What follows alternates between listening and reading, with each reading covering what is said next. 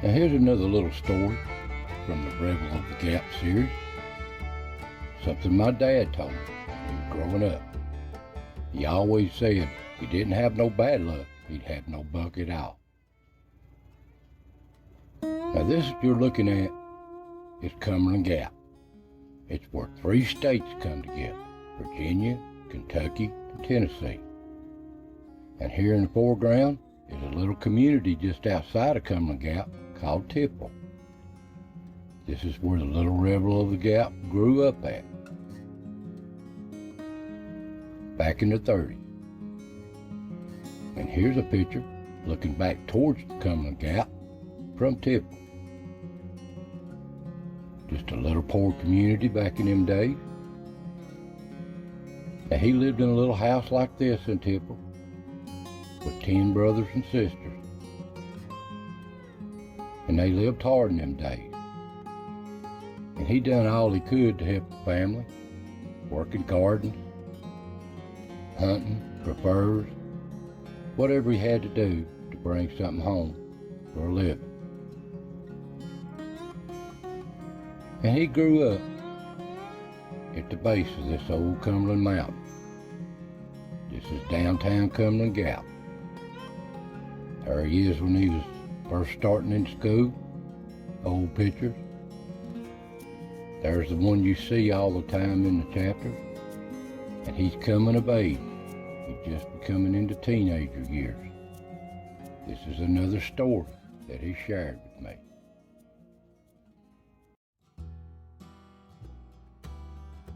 Well, like I said, this is the time of the Great Depression when he grew up in the 30s.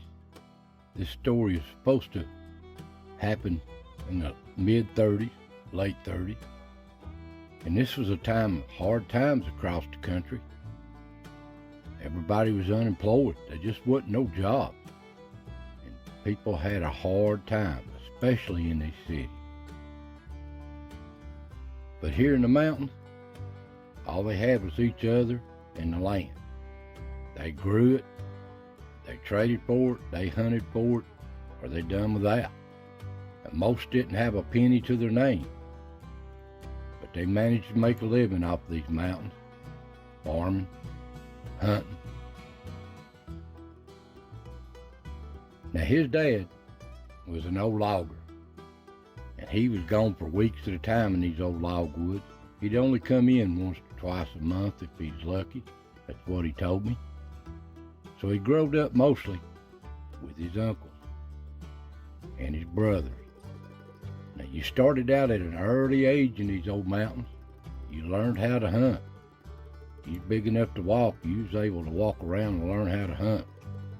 That's the way it was in these mountains. And before long, you was out hunting on your own, bringing something home for the family. Always out in these mountains walking, hunting with your dog. And it wasn't nothing better than bringing a mess of squirrels home to Mom for the family to eat. You'd clean them and she'd cook them. Fried squirrel and gravy and biscuits. Oh man, nothing better. And if you was really lucky, you'd get to see a grouse or something. Now you got to understand, back in them days, everybody else was doing the same thing. So game was scarce, like deer, turkey, stuff like that. They just wasn't around plentiful. They was just about pushed back in these mountains. You just couldn't find them. But whatever you brought home, Mom would always fix it. He said she'd make a stew out of it or fry it. Nothing went to waste. So they eat good off this wild game. And you like to hunt with your friends too. He's always hunting with his brothers or his friends.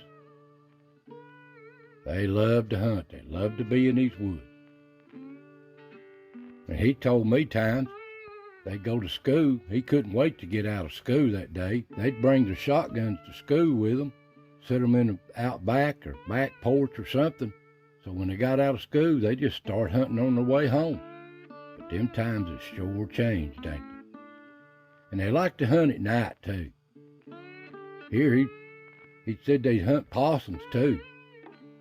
And they was good eating too, make a stew out of, what he used to tell me. The game was scarce, so what they got, they was appreciated every bit of it. This is an old possum in a persimmon tree.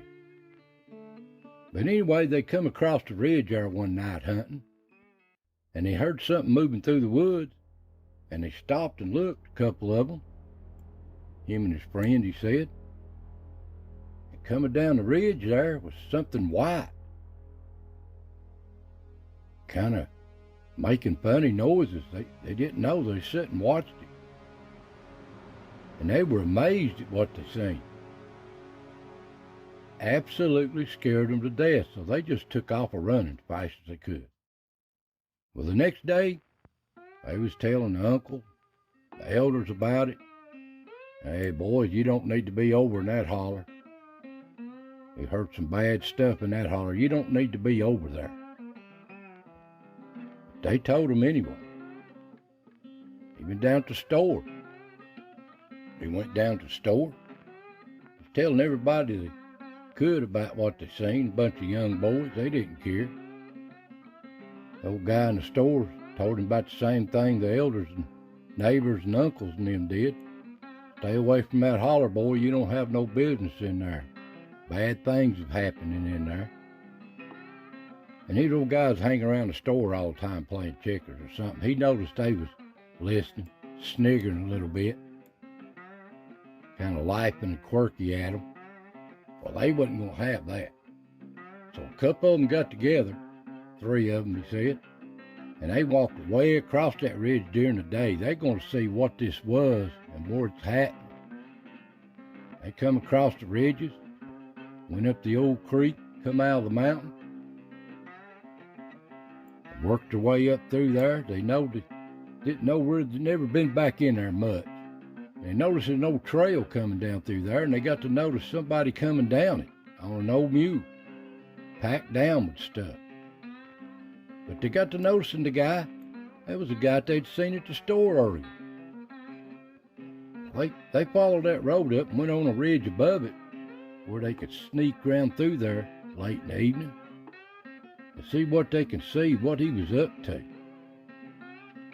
They eased their way around through there, and sure enough, there in the distance, against the bank under the rock, was an old moonshine still.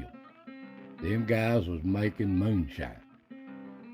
That's what they was doing. And they didn't want nobody to know about it, so they kept keep everybody away from that area if they could. Come to find out, an old guy would go down the trail every once in a while with an old carbide light or lantern and a sheet, and just to scare people off, because they know they was hunting, just to give the place a bad reputation of it was haunted. So they finally figured that out. They was moonshine. Didn't want nobody around. They had to do stuff like that because the revenuers back in them days of Prohibition, they was always in these mountains looking for anybody making moonshine. And we've known a lot of friends as fathers, he said, that went to prison for a while because of making this moonshine. But that's the way it was in these mountains. Always had been. And come to find out, the guy down at the store, running the store, he was taking this stuff in the back from that old mule they'd packed down, and he was selling it to the locals. So that's just the way it was in these old mountains. But that didn't stop them from hunting. They's always hunting in these mountains in the evenings, at nighttime, day or night. But he did tell me a little old story once. There wasn't much to it, but he swears by it, that they'd always in the evenings, sometimes they'd have to pass through these little old local graveyards. Some of them were marked, some of them were really old. No markings at all on them, just rocks, if that. And they come through on one of these graveyards late in the evening, on a damp evening. It was a rainy, dreary day, and they heard something moving around, or making a moaning noise, he said. So they stopped, him and his brother, and they stopped and listened, and all of a sudden, something white in the back of the graveyard appeared. and started moving from one side to the other of the graveyard, and then just disappeared. They were amazed. And there wasn't no moonshining going on there. This was something they could not explain.